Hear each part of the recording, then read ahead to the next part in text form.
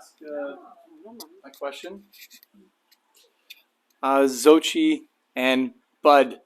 I love, Bud, what you said about, first of all, giving respect to, a teacher, a mentor of yours, and Zochi to your mentors before you. And I just feel so inspired by you two guys in such a short period of time. With this book, I'm really looking forward to diving deep into it and seeing where it will take me. But what I loved about what you said, Bud, was that you do your 90-second morning routine. You get up from bed and you go through the movements in 90 seconds, and it goes through sharing and receiving and being of service and kindness and love and starting your day from that abundant place or that grateful place really puts you on a path to creating a positive and mindful day ahead of you where you can calmly navigate obstacles and then Zochi, what you were saying about taking these movements in this art and applying that to daily life, navigating again challenging relationship issues, or your room's a mess, or your work is a mess, your desk is a mess. Can you guys elaborate on that a little bit more for the everyday person that thinks like, what can Tai Chi or these modalities do to really help my relationship, my work, my life, and organize it in a calm and mindful way?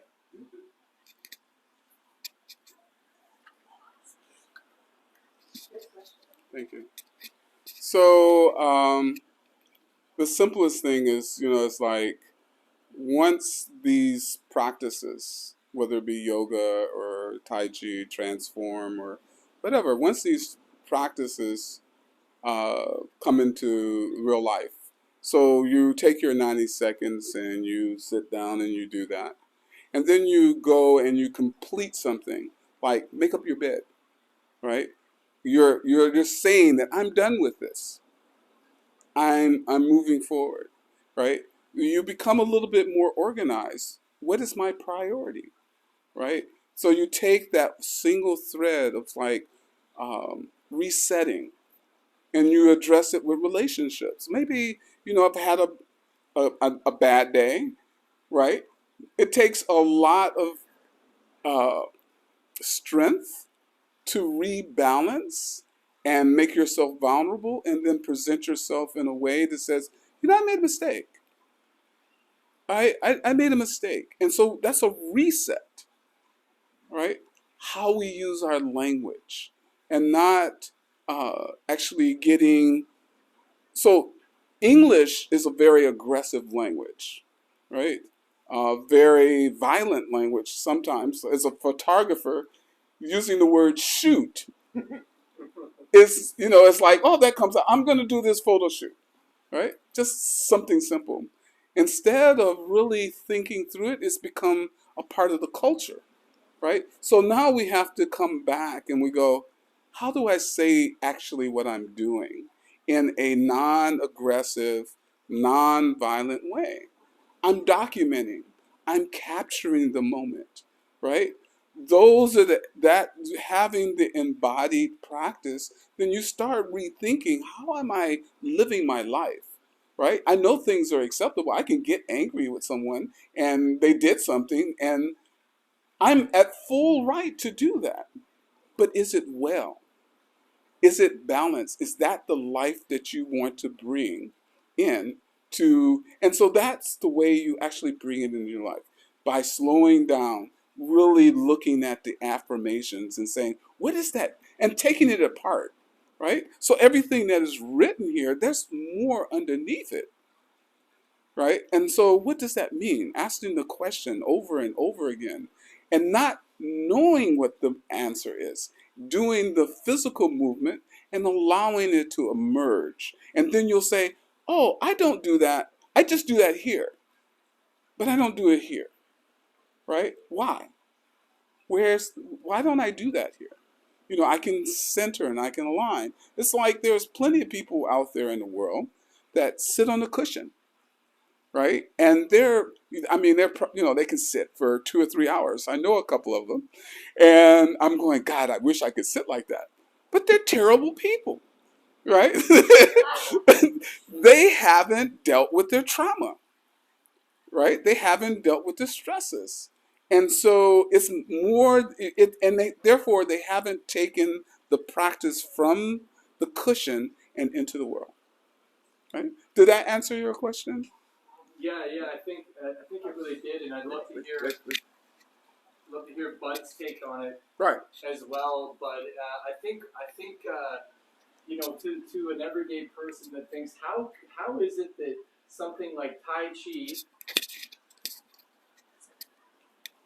Yeah, I think that that was a great explanation and something that I was following you on. But in a more simplified way, I think that I'd like to rephrase my question in a way that if an everyday person who's never done any Tai Chi, it looks cool, but I don't think I could have those slow movements. It looks challenging to learn. But what would be the point of learning something like Tai Chi? How would that practice really reflect me in a positive way in my day-to-day life? How would something doing Tai Chi improve my relationship? How does that quick, direct correlation between Tai Chi and now those movements and being a better human and being a better person in relationship with others?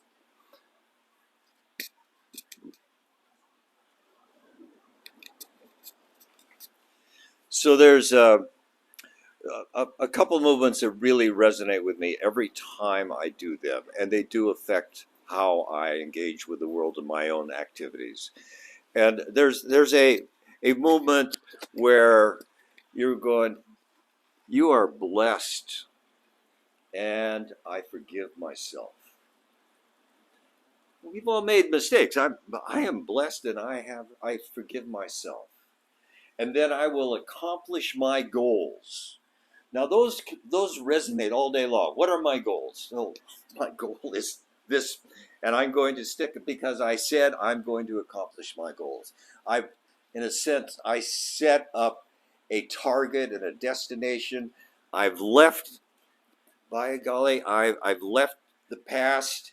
I forgive myself. I hope everybody else forgives me, and I will accomplish my goals. And that statement where you're actually, it's very energetically done, where you are going to accomplish your goals, and you're mindfully thinking about, I am accomplished my goals. I've left this other stuff behind. I'm free to accomplish my goals. So I'm not going to say it's going to help you make your bed any better. I certainly am not a template for good bed making, but I will, throughout the day, I will think, what are my goals? And come back to, what are my goals? So, to answer your question, um, what is being provided in the book Transform, and it really boils down to your teacher. If you're, and what is your engagement? If you're going for a physical exercise, Tai Chi may not be for you, just like yoga may not be for you, or meditation may not be for you, or mindfulness. All of those things may not be for you. It's who you are. But a good teacher that pulls the thread that's the undercurrent, the invisible things that you don't see, is it's not believe me, it's not the physical, although it has physical benefits because blood pressure, balance, working with the kidney, opening the heart, all of those have a direct or indirect impact on your life. You're taking care of your body, right? And so we forget sometimes when we're moving, we're actually massaging our organs, right? And in Chinese medicine or traditional Chinese medicine, each organ represents an emotion. So, for example, the kidney, when we're twisting and doing the movement, we're massaging the kidney. Kidney is where we hold fear, right? So now we're getting that fear out of the body. Also, in the process, we're helping the kidney because the kidney is a cleaning mechanism. we're helping it to clean the body, right? So and doing it slow.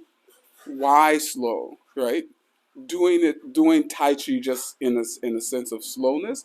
The slowness allows you to slow down in the course of the day.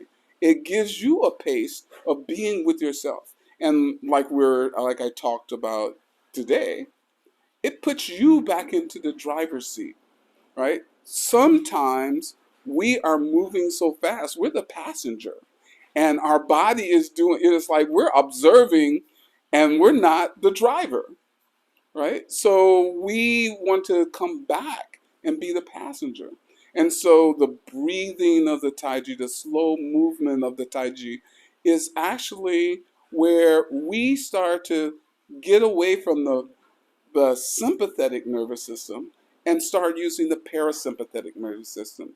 We use our intention how we breathe versus our natural way or our automatic process. Oh, we're hyperventilating, right? And we don't have any control of that. Well, Tai Chi is intentional. So we have to control the breath and extend the energy out and bring the energy and yield, right? So it's teaching us a lot of things, but you have to have a good teacher. And like I said, I had two great teachers, my Tai Chi teacher and then my Zen teacher, to bring that out, to have me ask the questions and not just settle for, oh, we do this. And this is how my teacher taught me. No, examine the practice. Mindfulness, yoga, qigong, tai chi, all of these arts are just what you see on the surface. There's so much more. It's the tip of the iceberg. And it really means that you have to really be the student, right? To get the enlightenment. Or else, it's just like my teacher said. If you keep on doing Tai Chi or any practice the same way every day, then you're not doing what you think you're doing. You're just doing an exercise. So I hope that clarified that perfectly. Can we get Bud to demonstrate the 90-second one too? Maybe at the end, are there other questions? Oh yeah, at the end, yeah. Anybody? Okay.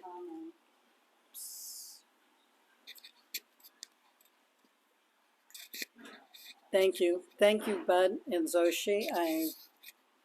I am not a morning person, but I've been up three times this week to go to practice. I really like what you say about anchoring in, because that for me, we all have come from doing different practices, and it's very, it's great to know it intellectually, to get it intellectually, but I think neurolinguistic programming tells us that once we have it in our body and we can do a movement that goes with it, like if we're sharing, just to remind us. And for me, I'm kinesthetic. So once my body gets it, it goes through the other channels. So thank you so much for reminding us that it's an anchor. Anybody? No?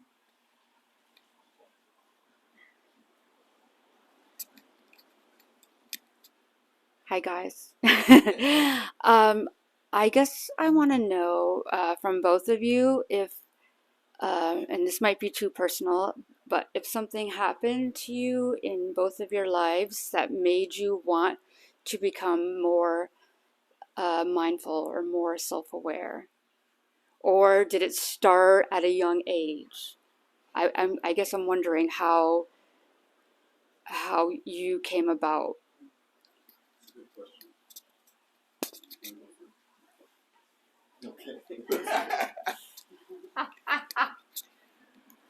So, my grandfather and my mom identified me as a kind of a spiritual oriented person very early in my life. I thought that was nonsense. Where's the ball? I want to go play ball, you know. But as I have kind of evolved in my studies of Islam, the Sufi teachings, the whirling dervishes, the Buddhists, the Theravada, and the Mahayana, the different aspects of Christianity, Coptic Christianity, that these things begin to see some common denominators as you kind of examine the whole global phenomena of people who are on a spiritual journey, and recognizing myself, I'm on a spiritual journey. I'm at this particular step. There'll be other steps in the future. And that Tai Chi became for me a resource that most of my professional life, I've been on the road and in Morocco or Myanmar or some place strange where I'm the only person. What can I do to kind of get a little motion, a little bit of exercise in a hotel room in some strange country? And I found that doing Tai Chi was the message of Tai Chi. It's an internal message, and it's a message that you get where you go like, this feels right. This is something that internally feels the right thing for me to do. And so I've been doing it for a long time. Of course, I was studying the Sufis, and I was studying the Christian teachings, and I was looking, there's a hotel and here's a Gideon Bible, and I would read that. And that there's a lot of things, but the thing that came back over and over again for me to make me feel right was Tai Chi. And so you say it's a feeling, but it's the common denominator: somatic practice, somatic meditation. I really practice breathing, Vipassana meditation virtually every day, my 108, and those types of things. But it was the Tai Chi motion meditation that just continued to attract me and empower my day. I had spent time watching cloud hands, that kind of concentration, and this is the unknown protector, that there's these things were going on in my life as I met people from different countries and different language groups, and how to I was being protected. I was aware. I had that practice in the morning of being intently aware, looking carefully at what's going on. And I think that helped me tremendously. Okay, well, thank you for the question. It's really a great question. For myself, at 13, or somewhere around there, there's one question that has been a thread throughout my life. How do we evolve? How do we evolve? And so I've done several different practices. Some I found empty, that didn't answer the question. And then living life, being in various different relationships and observing people and seeing how we haven't evolved, right? How we use language that is hurtful, right? Why are we still doing wars? How do we evolve? And then, it's like, we are all one in the universe. We are energy, waves, and this physical appearance that we have is not who we are, right? If we cut off a finger, does Zochi die? No, Zochi still lives in the body. So we're more than what we see, right? And so the question is, how do we evolve as beings of light? And so for me, through Tai Chi, when I had one particular experience, that I was in Sri Lanka, and I was near the forest, and I was doing Tai Chi, and all of a sudden, me disappeared, and I was connected to the rhythm of life, right? And then I go, wow, that's what this is, all right? This is what I'm supposed to be doing. This is everything else fell short. There was, it's like, everything, it just didn't have any value. It didn't make any sense. You go to school, to go to work, to do this, and then, get up and then talking to friends that, got married and had kids and found themselves exhausted at the end of the day, right? How do we evolve? How do we do that? So that's really the driving force in, interpersonal relationships, and constantly asking questions and examining What is the science behind it? How does this help me? It's opening a new inner door. And so as Bobby was saying, I'm a kinesthetic learner, and and then most of the education is not kinesthetic. So using the kinesthetic process, integrating it with other things of listening and uh, being open to the unknown, it actually has changed my practice over the years and changed my the way I look at the world. So yes, very personal, and it's the number one question I'm always asking: how do we evolve? Yeah. I have a question. Turn it to me. A weird one. I just got curious because I know that yoga is also a mindful practice, much like Tai Chi. So I wonder, how would you say that one compares to the other? If you believe that they're complementary, or if there is some type of special difference of doing Tai Chi instead of doing these other types of mindful practices that are out there. So that's the question. Hang on. Okay. Yeah, the book is integration of Tai Chi and yoga, and throughout you'll find some references about, let's say, the speak your truth, which is a spear at the throat, aiming right at the throat chakra. There is feel love, and quite often I hit to remind myself that I am a much loved person. That I've done some stupid things in my life, but people still love me. Well, the universe still loves me. That love is part of my life.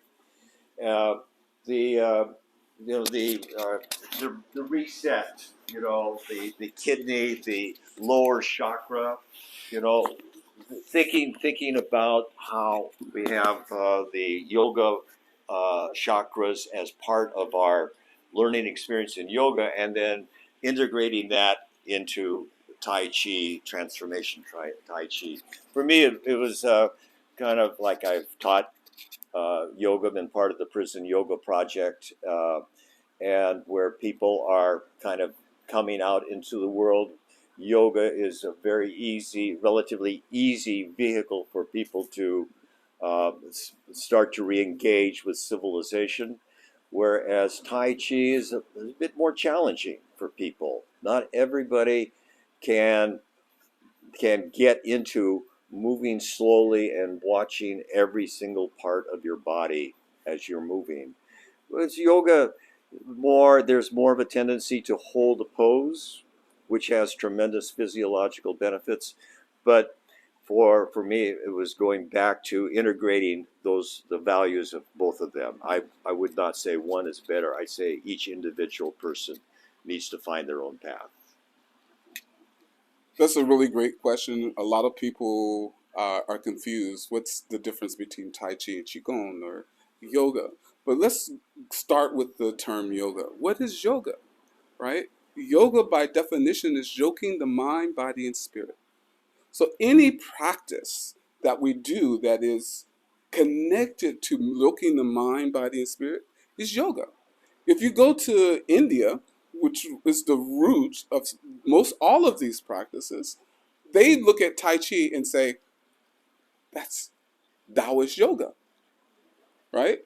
So there is, it's by, so what we get locked into is the external, the outer body, what we do. So people have now associated asana as yoga, which, if you look at the origin of yoga, when it first started, yoga was just sitting, right?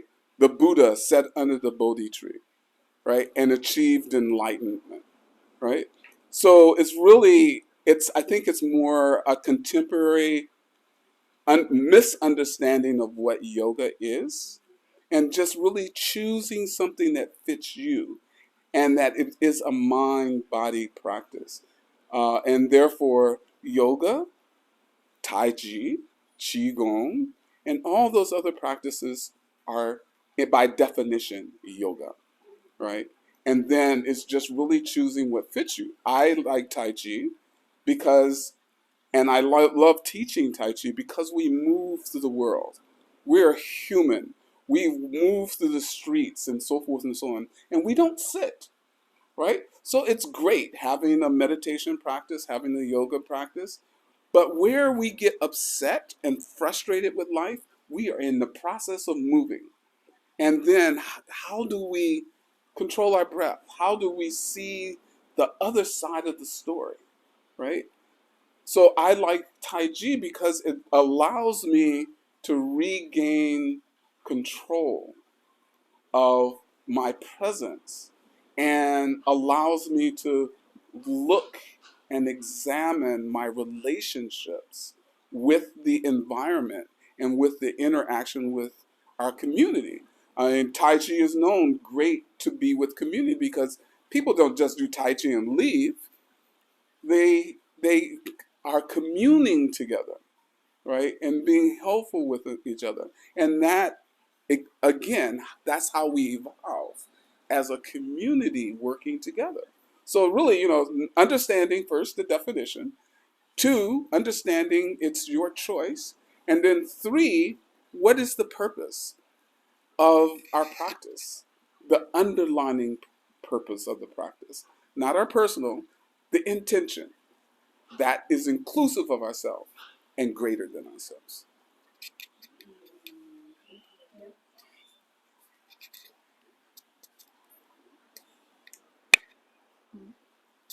I would just like to make an observation, kind of based on Dawn's question, that we have two very unusual people here, and we are so blessed and so grateful to have you here and to invite us all along for your ride in life, because you, Bud, had a mother who did yoga with the Yogananda. yes, Yogananda in San Diego.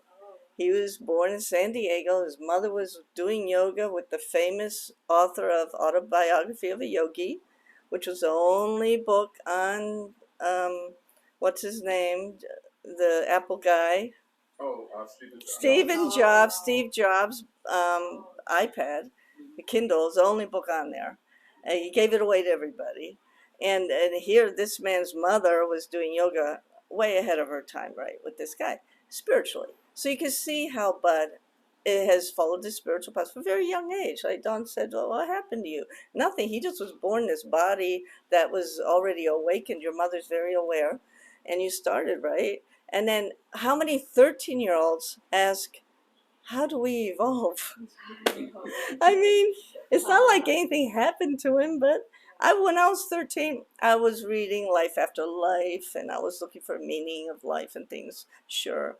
But you're a special person, Zochi, anyway, to be asking, how do we evolve at the age of 13? And I just want to say thank you so much. I think you've been making notes over here. You have a question? No, I mean, I just, I'm still in the process of learning, and especially being a middle-aged person, I'm just really soaking it up, and there's always, it's just important to be open, and I appreciate that your book has reminded us about that. There's always room to learn and improve. So in that regard, I have so many questions, but reading the book, I feel like is really going to help me a lot. And especially the fact where, I live in LA, and you mentioned Pebble to Island. Any part or piece of this book sounds like it could be super helpful. So I'm looking forward to incorporating that into my daily life. Anybody else? Yeah.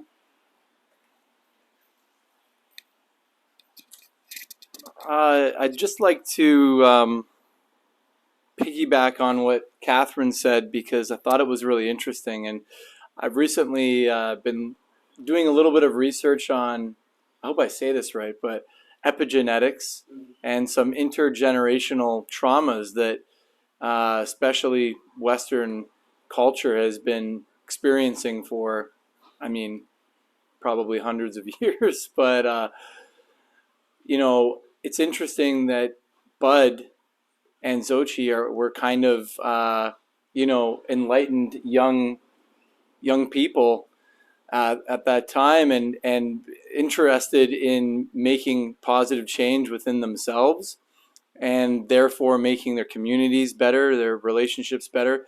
And Bud's mother being, training with a famous yoga instructor, brought yoga to the West, and your mother was trained by this person, and then you were then probably the most enlightened child in California at the time. But well, humble, too humble. Yeah, maybe some of the imposter syndrome. You don't need to be so humble. But I'd like to hear both of your thoughts on this intergenerational trauma, this epigenetic type of stuff, where, like you were saying, Zochi, with regards to the parasympathetic nervous system, and the other one, it's the sympathetic nervous system, and one is kind of the one that we've evolved to have to keep us safe and protect us. But when that's triggered and we're running around with our heads cut off and acting out of emotion, then you're not solving problems in a calm, respectful way. And then you have kids. I'm just saying the proverbial us, having kids. And then if we're traumatized from something from our grandparents, from our parents, we keep passing it down. It really is a real thing that occurs. And until someone can turn and face it and take care of that, and do the work to heal that trauma, we can then pass down to future generations a better way of being. And then hopefully that will have a trickle down effect to future generations and heal the world. Am I out to lunch, or is this a possibility? Is this something we're working towards? And what are your thoughts on that, gentlemen?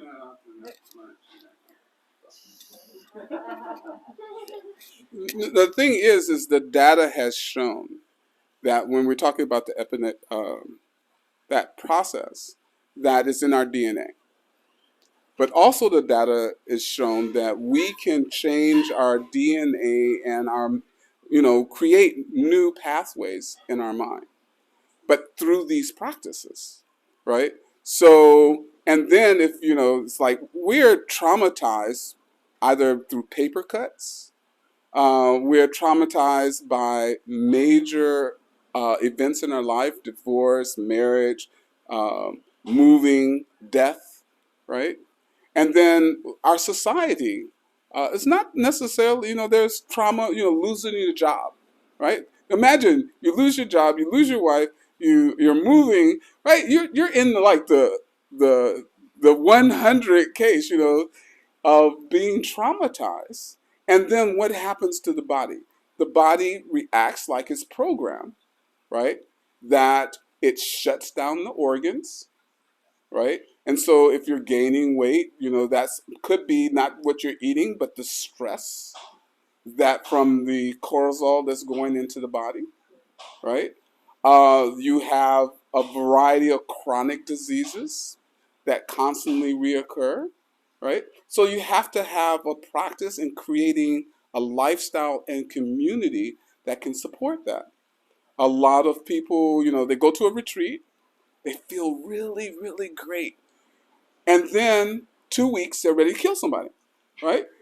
We are doing triage for our practice. So we have to go back and create or be in community to really do the healing. Right here is we're introducing the practice and what it should feel like.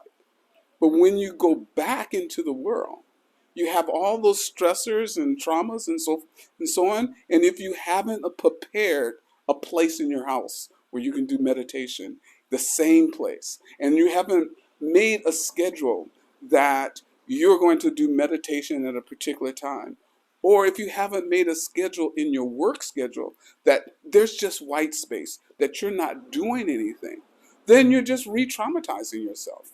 And at the end of the day, you're exhausted and you go, what the heck, right? What the heck? And then you go to another retreat and you go, oh, that feels so much better. Oh, I feel so relaxed, right? So it is our practices that actually change the internal parts of the body, the things that we can't see that really have an impact on our quality of life. So the one of the groundbreaking things in the epigenetic memory was the monarch butterflies. You know, 3 generations to get back to the place where they were successful at reproducing.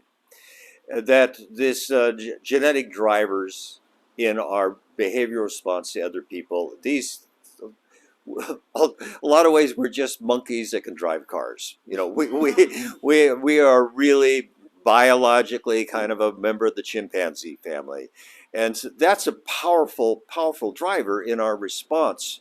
You know, how did they survive in the jungles where things were really pretty tough, and how did man-woman relationships evolve in the hunter-gatherers that swept across Central Asia, out of Africa, and then into Europe. A million years of genetic programming on how to respond to the environment and other people or strangers. And now we are trying what, to the extent that Catherine and I and Zochi are trying, we're trying to set up a new paradigm, a new way of people interacting with each other. It's why we invited you to come down, because we feel this particular place is a healing place. Every one of us has got some junk. We've made some mistakes. We got ourselves into some hot water, and we don't even know why half the time. It's just like, oh man, this is not a good situation. So we're trying to create enough of a context to change the DNA.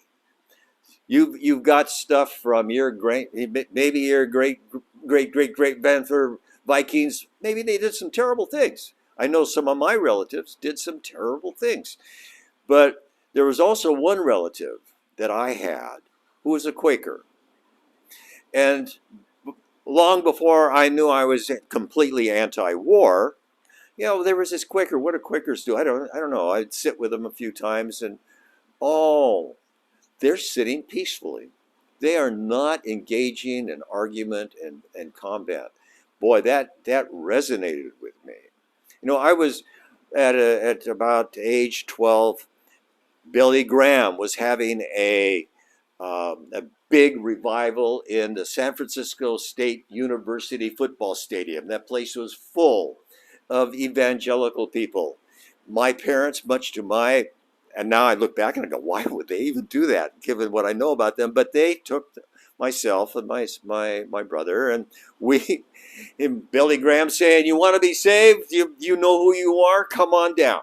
And so not really understanding it, but yeah, I'm curious. Okay, save me. I don't know what that means, but you know, what is a 12-year-old kid? But there was these different factors that were impinging upon my DNA that have led me to this point. And I go, and I want to be one of those factors that transforms other people, to get them to spend enough time moving slowly, thinking through what they are doing, understanding what they're doing, so that they too can change their DNA. It's not going to happen for any of us in one retreat. It's going to happen where you're getting up in the morning every day saying, gee, I'm going to be a better person.